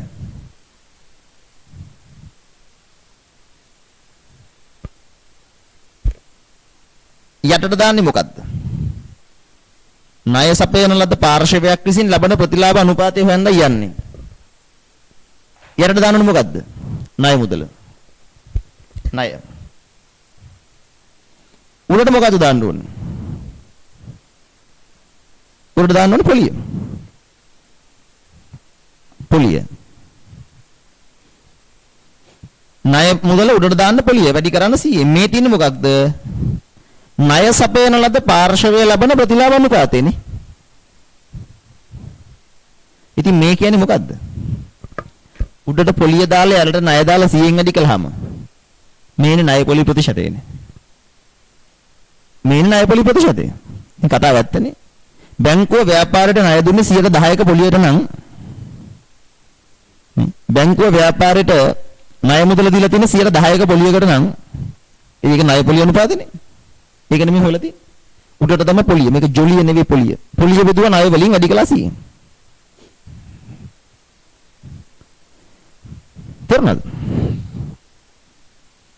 වැටුණාද?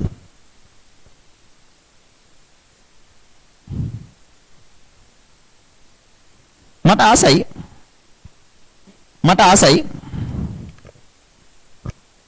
ආසයි අනුපාතයක් හදාගන්න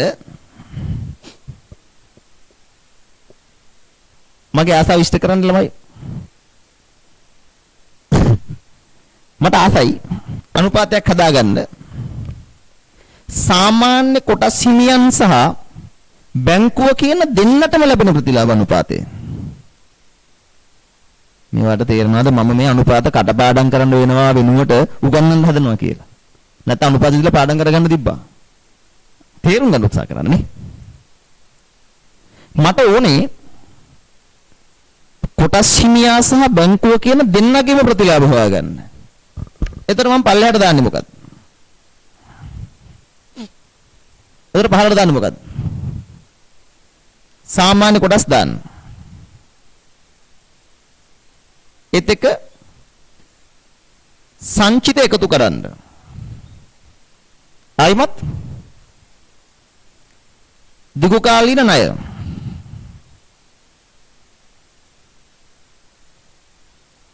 දිගු කාලීන ණය. උඩ දාන්නේ මොකද්ද?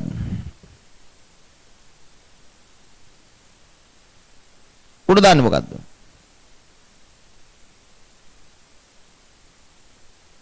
මොකද උඩ දාන්නේ? අර දෙක එකතු වනේ. මොකද්ද?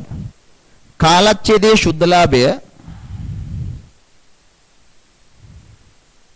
ධන පොලිය. වැඩි කිරීම 100. දැන් මෙහෙම ප්‍රතිශතයක් ගත්තොත් එහෙම මේකෙන් පෙන්වන්නේ කාට ලැබෙන ප්‍රතිලාභද?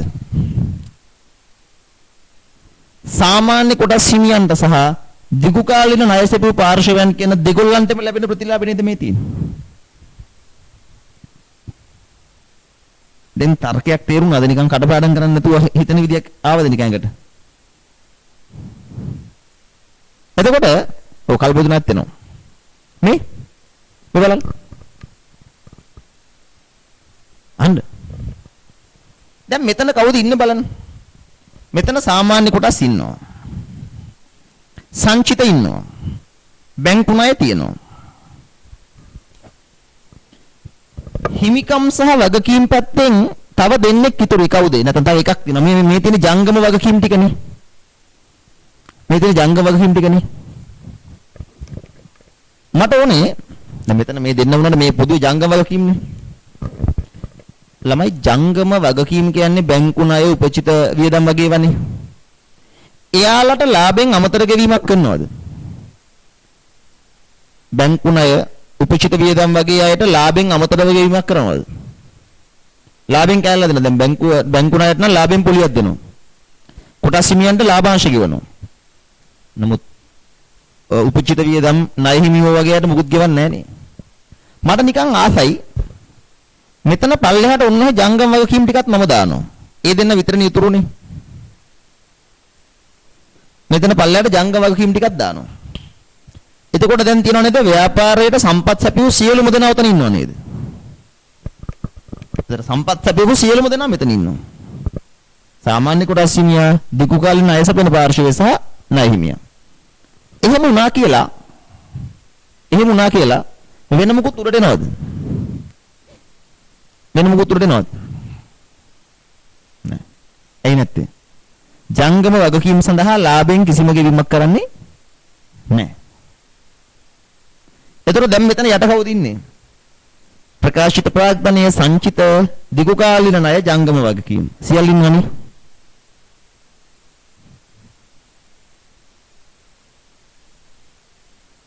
අගන්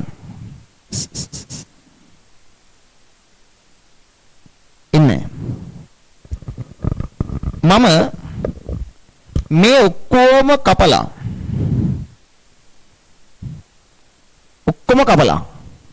තනි වචනයක් යටට ලියනවා මුළුවත්කම් කියලා. මේ පැත්තෙන් මේ ඔක්කොම එකතු කරන වෙලාවේ එකපාරම මුළුවත්කම් ගත්තනම් හරිනේ. තේරුණාද? ඔහොම අනුපාතයක් හැදුවොත් ඕකට නමක් කියනවා මුළුවත්කම් මත ප්‍රතිලාභ අනුපාතය කියලා. මොකද කියන්නේ මුළුවත්කම් මත ප්‍රතිලාභ අනුපාතය. හැබැයි වත්කම් අපි කතා කරන්නේ මේ යෙදවූ ප්‍රාග්ධනීය මත ප්‍රතිලාභ අනුපාතනේ. අපි කතා කරන්නේ යෙදවූ ප්‍රාග්ධනීය මත ප්‍රතිලාභනේ. එතන මුළුවත්කම් මත ප්‍රතිලාභය කියද්දි සමහර අය කල්පනා කරනවා ඉතින් මේ වත්කම් ගැන කතා කරන්නේ ඇයි? එහෙම කිව්වොත් නොතේරුවයි කියලා තමයි මම වත්කම් පැත්තෙන් නැතුව අනිත් පැත්තෙන් ආවේ. මුළු වත්කම් කියන්නේ මේ සියල්ලක එකතුව. මේක තමයි ආයෝජනය. මුළු ආයෝජනයේ සමානයි මුළු වත්කම්. අන්න ඒ නිසා දැන් මේ තියරියෙන් ඔයාලට තේරෙන්න ඕනේ. මුළු වත්කම් නැතුව මේවා එකතු කරලා ගත්තත් හරි. ඉන්න ඕනේ කොහමද මුළු වත්කම්? එහෙනම් මතක තියාගන්න යෙදවූ ප්‍රාග්ධනීය මත ප්‍රතිලාභ අනුපාත වර්ග දෙකයි. එකක් ස්කන්ධයට ප්‍රතිලාභය. ඒ කියන්නේ සාමාන්‍ය කොටස් හිමියන්ගේ ආයෝජනයේ ප්‍රතිලාභය. කාලච්ඡේදයේ සුද්ධලාභය බෙදන්න සාමාන්‍ය කොටස් ධන සංචිත වලින් වැඩි කරන්න 100න්. දෙක තමයි මුළු වත්කම් මත ප්‍රතිලාභ අනුපාතය. කාලච්ඡේදයේ සුද්ධලාභයේ ධන පොලිය. දැන් වල තීරණවල පොලිය එකතු කළේ ඇයි කියලා. නැත්තම් මේවා කියලා දෙන්න ගියාම නා ගන්නවා මමත්. නැත්නම් ළමයින්ට කොච්චර වුණත් ඔක පාඩම් කරන්න තමයි වෙන්නේ. පොලිය එකතු කරන්නේ නැහැ කියලා කියන්න විදිහක් නැහැ නේ වත්කම් පැත්තෙන් ගත්තාම. යට පැත්තෙන් ඇති තේරෙනවා. මුළු වත්කම් කියන්නේ සාමාන්‍ය කොටස් හිමේ ඉන්නවා දිගු කාලේ ණය සපයපු කට්ටිය ඉන්නවා. ඒ දෙගොල්ලන්ට සුද්ධ ලාභය සහ පොලිය ඕනේ. ජංගම වගකීම් වලට අමතර ප්‍රතිලාභයක් දෙන්නේ නැහැ. ඒ නිසා එතන මොකුත් වෙන්නේ නැහැ. මේකට කියනවා මුළු වත්කම් මත ප්‍රතිලාභ අනුපාතය කියලා. එහෙනම් සුද්ධ ලාභ අනුපාත හොයන්න පුළුවන් විදි දෙකක් කිව්වනේ. විකුණුම් මත ලාභ අනුපාත කතන්දරේ ඉවර කළා. දැන් කතා කරන්නේ යෙදවූ ප්‍රාග්ධනීය මත ප්‍රතිලාභ අනුපාත වර්ග දෙකයි. ස්කන්ධය මත ප්‍රතිලාභය සහ මුළු වත්කම් මත ප්‍රතිලාභය කියන අනුපාත දෙක. ලියගමු. කෙනෙක් අහනවා ඉතින් මුළු වගකීම් කියලා කියන්න බැරිද? මෙතන වගකීම් විතරක් නෙමෙයි ළමයි හිමිකමක් තියෙනවනේ. එහෙනම් මුළු හිමිකම සහ වගකීම් කියන්න පුළුවන්. එච්චර කිය නටන වෙලාවේ මුළු වත්කම් කියන එක ලේසියිනේ. හරි. මම උත්සාහ කරනවා තාර්කිකව පැහැදිලි කරන්න.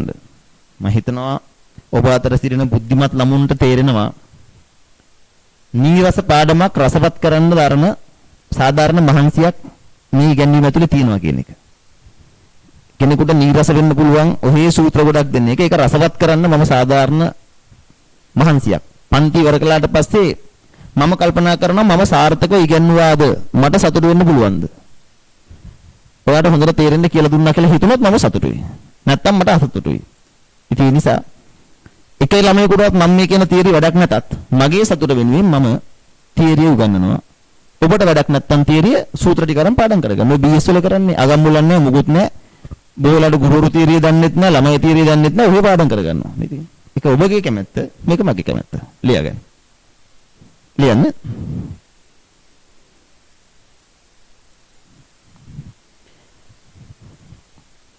යෙදූ ප්‍රාග්ධනය මත ප්‍රතිලාභය යටතේ ලියන්න. යෙදූ ප්‍රාග්ධනය මත ප්‍රතිලාභ අනුපාත දෙකක් ගණනය කළ හැකිය.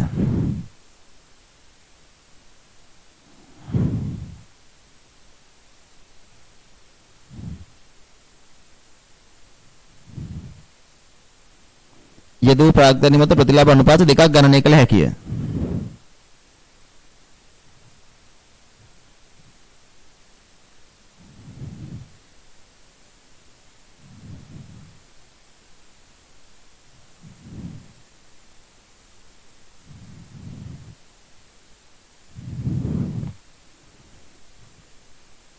යෙදූ ප්‍රාග්ධනය මත ප්‍රතිලාභ අනුපාත දෙකක් ගණනය කළ හැකිය.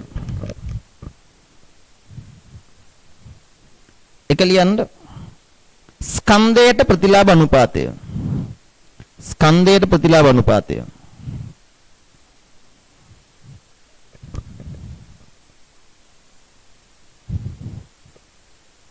ස්කන්ධයට ප්‍රතිලාභ අනුපාතය.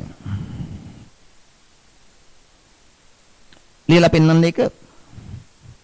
ස්කන්ධයට ප්‍රතිලාභ අනුපාතය සමානයි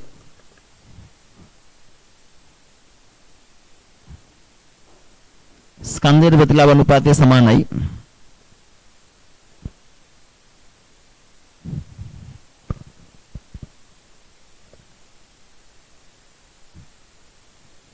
කාලච්ඡේදයේ ශුද්ධලාභය බෙදන්න කාලච්ඡේදයේ ශුද්ධලාභය බෙදන්න සාමාන්‍ය කොටස් ධන සංචිත වලින් වැඩි කරන්න 100න්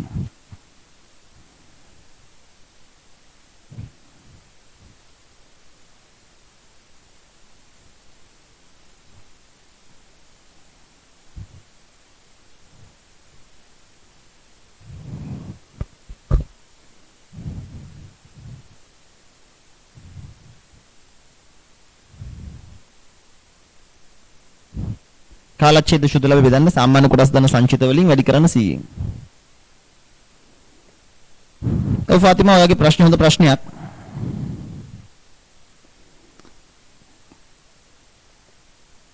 බොහොම හොඳ ප්‍රශ්නයක් ඔය අහන්නේ. මෙහෙමයි. මම හැමදාමත් ඔයාලට කියනවා මේ උගන්වන දැනුම A level වලින් එහා විභාග වලටත් පාවිච්චි කරන්න පුළුවන් කියලා. ඒ වුණාට මේ අනුපාත ආශ්‍රිත දැනුම නම් A level වල තියලා යන්න වෙනවා. ඒකට හේතුව අපේ උසස් පෙළ සිලබස් එකේ වරණීය කොටස් නැහැ. එතකොට මේ අනුපාත වරණීය කොටස් තියෙනකොට දැඩිසේ වෙනස් වෙනවා. මේ අනුපාත ටික හදලා තියෙන්නේ වරණීය කොටස් නැහැයි කියලා හිතලා. වරණීය කොටස් තියෙනවා නම් මේ අනුපාත වෙනස් වෙනවා. එහෙම වුණා නම් කාලච්ඡේදයේ ශුද්ධලාභය ඍණ වරණීය ලාභාංශ කියලා ගන්න වෙනවා පාතිම. ඔය හරි. නමුත් ඔයා ඔය පරණ නෝට් පාඩම් කරන ඒ කියන්නේ පාඩම් කරන්න යන්න එපා. මට පේන්නේ ඔයක් මොකක් හරි පරණ නෝට් එකක් බලලා තියෙනවා. ඒවා අපේ සිලබස් එකේ නැහැ. මොකද අපි සිලබස් එකේ වරණීය කොටස් නැති නිසා දැන් ඔයා කියන කතාව හරි. ඔයලම මගෙන් අහන්නේ වරණීය ලාභාංශ අඩු කරන්න ඕනද? උත්තරේ ඔව්. හැබැයි එහෙම කරන්නේ වරණීය කොටස් තිබ්බනම්. උසස් පෙළ ළමයින්ට වරණීය කොටස් එන්නේ නැහනේ. ඒ නිසා වරණීය ලාභාංශ අඩු කරන්න ඕනේ නැහැ. මොකද වරණීය කොටස් නැත්තම් වරණීය ලාභාංශ ගවන්නේ නැහනේ අපි. ඒ නිසා මම මේ වරණීය කොටස් සම්බන්ධ කතා නොකර ඉස්සරහට යන්න කල්පනා කළේ ඒක අදාළ නැති දෙයක් නිසා ඔයා පටල ගනී කියලා. ඒ නිසා මම හිතන්නේ ඔයාලා මම ඉන්ටර්නෙට් එකකින් හරි කොහේ හරි තැනකින් ඩවුන්ලෝඩ් කරලා අනුපාත පාඩම් කරලා තියෙනවා. සමහර වෙලාවට පාසලක හරි ගුරුවත් පොතේ හරි පරණ නෝට් එකක් බලලා තියෙනවා. මෙතෙන්දී අර වරණීය කොටස් කතන්දර නැති නිසා එහෙම කරන්න යන්න එපා. අපේ ඉස්කෝලේ වරණීය ලාභාංශ කතා ඉගෙනගෙන ඉස්කෝලේ පරණ නෝට් එක උගන්ලා තියෙන්නේ. ඒක BS වලත් ඇති සමහර වෙලාවට. හරි.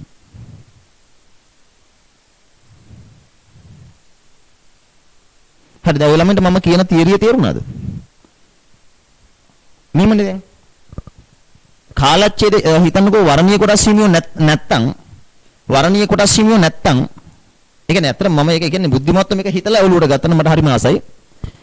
වරණීය කොටස් හිමියෝ ඉන්නවා නම් ශුද්ධලාභයේ අයිති වරණීය කොටස් හිමියන්ට විතරක් ශුද්ධලාභයේ අයිති සාමාන්‍ය කොටස් හිමියන්ට විතරක් නෙවෙයිනේ. වරණීය කොටස් හිමියෝ ඉන්නවා නම් ශුද්ධලාභයෙන් කොටසක් වරණීය කොටස් හිමියන්ට ගෙවන්න එපා. වරණීය කොටස් හිමියෝ ඉන්නවා නම් ශුද්ධලාභයෙන් කොටසක් වරණීය කොටස් හිමියන්ටත් ගෙවන්න ඕනේ. එහෙම වුණා නම් මෙතන කාලච්ඡේදයේ ශුද්ධලාභය කියලා ගන්න බෑ. ඒක තනිකරම අයිති නෑනේ සාමාන්‍ය කොටස් හිමියන්ට. ඒ වුණා නම් කාලච්ඡේදයේ ශුද්ධලාභයේ ඍණ වරණීය ලාභාංශ ගන්න ඕනේ. නමුත් උසස් පෙළ සිලබස් එකේ වර්ණීය කොටස් නැහැ. ඒ නිසා අපිට එහෙම එකක් කියන්නේ නැහැ. ඒ නිසා එහෙම අදාළ නැති සූත්‍රයක් පාඩම් කරන්න ඕනේ නැහැ. ඒ නිසා අපි කෙලින්ම කරනවා කාලච්ඡේදයේ සුද්ධ ලාභය බෙදන්න සාමාන්‍ය කොටස් තමයි සංචිත කියලා.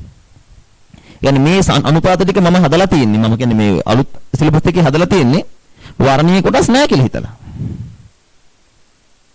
හරි. එහෙනම් අපි එතන හදමු. තේරුණාද නේ? බුද්ධිමත් ළමයි නෙමෙයි මෙතන. මේ ප්‍රශ්නේ අහපු එක ගැන මම සතුටුයි. ඒදී අපිට පැහැදිලි කරන්න අවස්ථාවක් ආපු එක ගැන. එතන කාලච්ඡේදයේ සුද්ධ ලාභය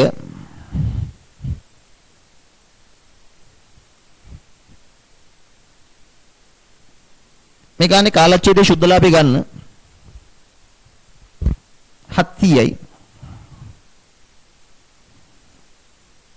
සාමාන්‍ය කොටස් සහ සංචිත ගන්න 1000යි 10යි 8000යි වැඩි කරන්න 100න් 8.75යි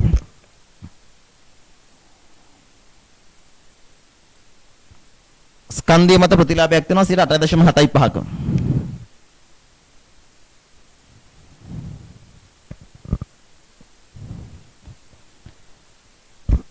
ඒක ඊළඟ එක ලියන්න මුළු වත්කම් මත ප්‍රතිලාභ අනුපාතය.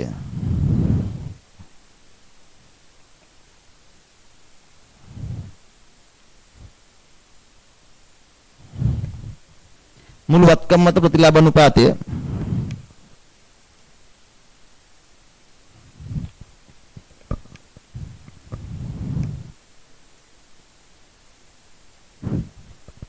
මම ලාභ ප්‍රකාශය දුන්නේ 2020 නෙමෙයි මේක 21 කරන්න sorry ලාභ ප්‍රකාශය 2021 331 2021 331 ලාභ ප්‍රකාශය මම වැරදිලා දාලා තියෙන 2020 කියලා 21 වෙන්න ඕන. මුළුවත්කම් මත ප්‍රතිලාභ අනුපාතය හොයද්දි ලියන්න මුළුවත්කම් මත ප්‍රතිලාභ අනුපාතය සමානයි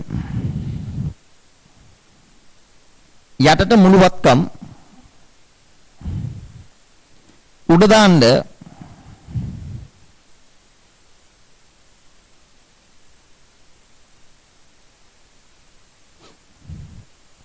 කාලච්ඡේදයේ සුද්ධ ලාභය දාන පොලිය.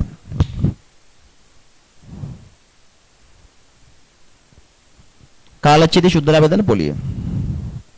දැන් අර කතාවක් ආපු නිසා මම අහන්නේ බැරි වෙලාවත් වර්ණීය ලාභාංශ තිබ්බා නම් මේ සූත්‍රේ වෙනසක් වෙනවද? බැරි වෙලාවත් වර්ණීය කොටස් හිමියෝ ඉන්නවා නම් මේ සූත්‍රේ වෙනස් වෙනවද?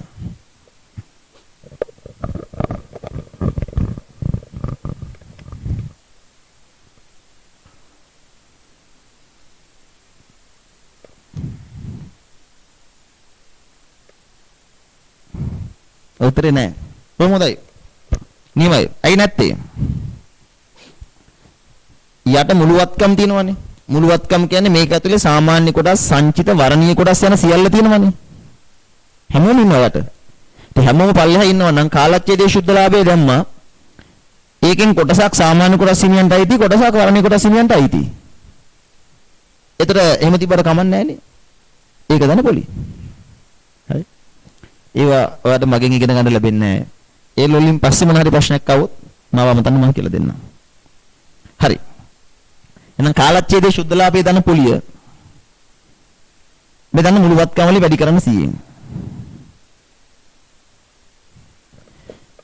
මුළුවත්කම් කීයද? 9500යි. 9500යි. කාලච්ඡේදයේ සුද්ධ ලාභය 700යි පොලිය 200යි 900යි.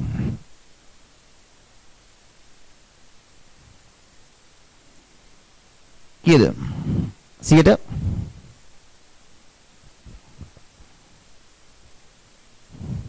9.47යි.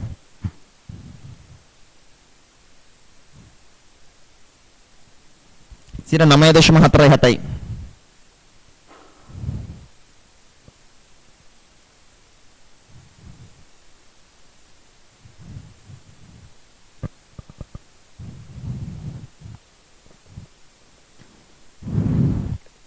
අපි අනුපාත දෙකක් වර්ග දෙකක් කතා කරගෙන ගියා මොනවද අපි අද දවසේ කතා කරපු අනුපාත අපි කතා කළා ද්‍රවශීලතා අනුපාතනේ.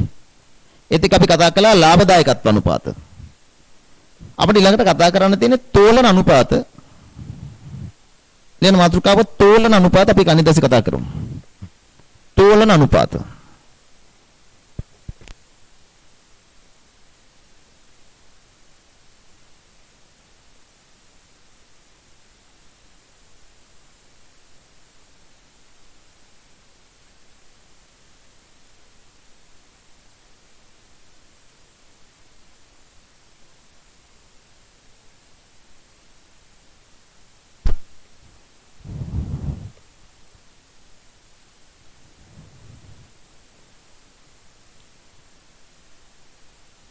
හරි එනවා වගේ පාඩම් කරලා ලබන සති සම්බන්ධ වෙන්න. මම අර පෝස්ට් එක දාන්නම් පොඩ්ඩක් ෂෙයා කරන්න එහෙනම් මම දාලා අපේ පේජ් එකට දාලා දෙන්නම්. පොඩ්ඩක් ෂෙයා කරලා දෙන්න. හරි එහෙනම් අපි අද දවසට නවතිමු. ආයිබෝන්.